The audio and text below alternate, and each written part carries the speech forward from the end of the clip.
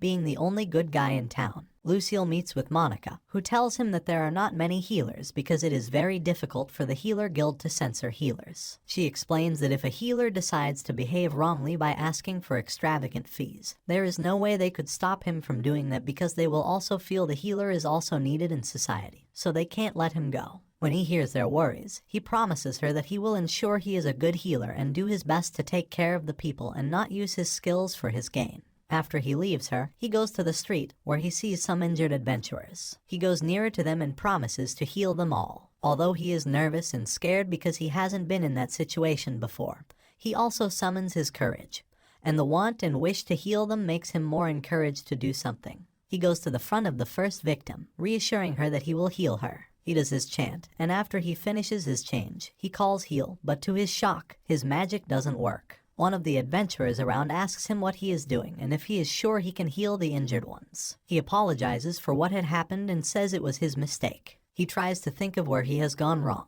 especially because he knows he doesn't have enough magic power at that moment and wasting it without healing anyone won't do any of them a favor. He figures that the mistake he made was that he didn't use his mind to figure out how the magic would work because he did it. He realizes that for the magic to work, he has to create a mental figure of how an injury can heal by itself and be made whole, so that is the only way he can do it. He imagines an injury getting healed, and he calls the chant. This time around, he succeeds, and the wound heals. He goes ahead to heal the others. He does all he can for a while, and eventually, it remains just one of the injured ones. As he is about to walk to him and heal him, he sees that his power remains just one, and he is getting weak. He hopes that he will be able to heal the last person before fainting, but his eyes keep closing suddenly. He falls, and he can no longer carry himself. He realizes there is no way he could succeed in healing the last person, and he feels very sad as he hears the voices of everyone around him trying to beg him to rise so the last person doesn't die. Unfortunately, he collapses and blacks out, and the last person dies. He wakes later, and he sits on his bed thinking. He feels bad that he couldn't save the life of the last person who needed his help, and he remembers the words of the adult there who told him that he shouldn't blame himself because what had happened wasn't his fault. He had succeeded in healing a lot of people before the last causality. While he wants to be encouraged because of his success, he is also discouraged because of his failures. He feels bad that he couldn't do anything. He realizes that he has to grow his healing power and level up if he wants to heal people like he wants. He assumes that the only way he could do that successfully without any issue is by registering at the Adventurer Guild. He feels if he does that, he will be able to level up quickly and he would be able to increase his power. He goes to the guild, and immediately he enters the guild. He is amazed by how the guild looks. It looks beautiful and amazing, and he wants to be part of them. He meets the attendant and tells her he wants to register at the guild. She tells him he is welcome, and she gives him a form to fill out. He takes the form and fills out the information. He returns the form to her, and she tells him that he has martial arts skill, so he would be able to register at the guild. He wonders if he wouldn't have been able to register at the guild if he didn't have any martial arts skill. She tells him that since he has a skill,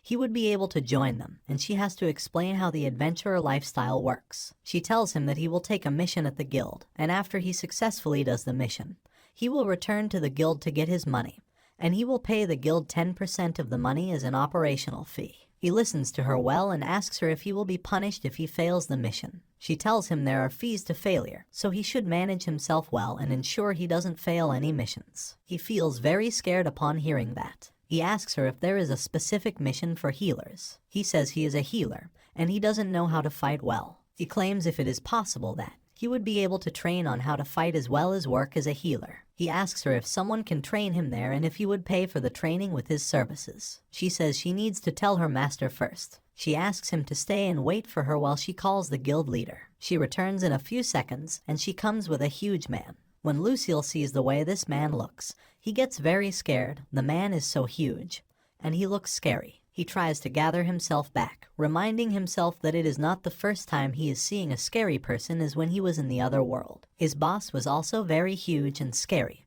and there was no one he could meet in this world that could be worse than the other world. So he decides that he would pretend to be fine. He pretends and looks at the man who calls him kid. The man asks him what he wants, and he explains again that he wonders if he could work at the guild as the guild healer while someone trains him in martial arts. The man asks him why he wants to train himself to fight. He reminds him that he is a healer and that healers don't need to learn to fight. Lucille explains that the reason he is doing that is because he doesn't want to be a burden to anyone. He says that the way he is weak, if he confronts a monster, he will be killed, and he doesn't want to lose his life that day. The man tells him he has heard and asks when he wants to resume. He tells him that he would be paid 1 coin as his wages and his training fee would be removed from his wages. The man tells him he can resume immediately, but Lucille says he would like to resume in 5 days. The man tells the attendant to take care of him. The lady introduces himself as Nanela, and she smiles broadly at him. He smiles at her immediately, and he tells her his name too. Suddenly, he feels eyes are looking at him. He turns and sees some men looking at him. The man in front of him coughs, and the man leaves his back. He assumes that the man also occupies a high position in the guild, and the man introduces himself as Broad, the guild leader. Lucille appreciates Broad and leaves fulfilled. He returns home, and he is glad that in a few days, he can get stronger. As he reminisces about what kind of future awaits him, Monica enters the room with his food. She tells him that she has brought his food and asks him how his day went, and if he could achieve the things he wanted to do. He tells her that he went to the guild, and they have agreed to train him in martial arts. She is very proud of him. Before she leaves, he asks her what level he has to get to as a healer for him to be taken as a professional, and she tells him that if he can reach level 5 before he clocks 20, he can be taken as a professional. Thinking about it, he has to add a level per year, and he wonders if he could do that. She tells him that if he can achieve that, he will take her out on a date. He is shocked to hear that, and he doesn't expect she could say that. He wonders what she means by a date, and he encourages himself that he will achieve it so he can take her out on a date. A week later, he resumed his training. His crash course in holy magic went in a flash, and he is finally done. He returns to the Healers Guild, where he meets Kururu and appreciates her for staying with him and helping him. He says that he has finished and he will be leaving How. She tells him he is very good and is a great healer, so much so that he even has work waiting for him before he finishes increasing his affinity. He again appreciates her and attempts to leave, but she tells him that if he sees Lumina, he should appreciate her too. He promises her that he will check up on Lumina the next time he comes around. He goes to the guild, and immediately he enters, he sees several eyes looking at him. He says the stairs feel familiar, as if he was attending his board meeting and had low sales. He goes to the attendant, and it is another attendant this time and not Nanela. He introduces himself and tells her that he is the new adventurer who is to start training with Broad. So she tells him he should go underground and he will find the training center. When he arrives, he sees Broad but notices he is the only one there.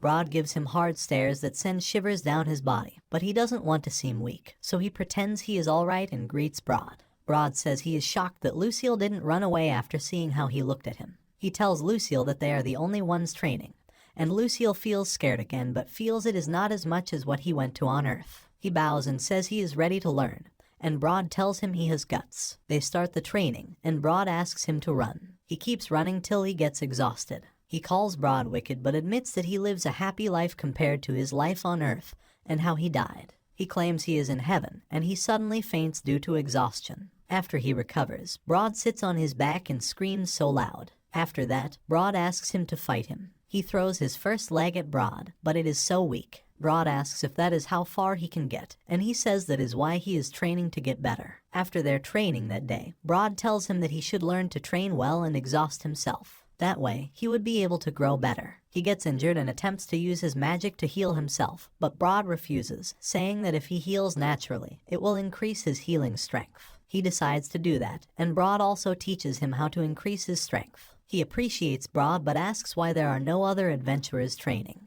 Broad tells him that young adventurers don't have money, so they go straight to taking missions instead of training and getting injured in the forest. He says he wants to bet Lucille to ensure he heals everyone, irrespective of age and race, and Lucille promises to do so. Some injured adventurers arrive. At first, they assume Lucille wouldn't heal them, but he heals them without collecting money. He realizes that healers really have a bad image in that country. He returns to Broad, telling him that he can only heal 8 people at once, and he wants to increase the numbers. Broad tells him that can be done if he exhausts himself and sees how far he can go. Although he knows that would be stressful, he admits it's in his favor, so he decides to do that.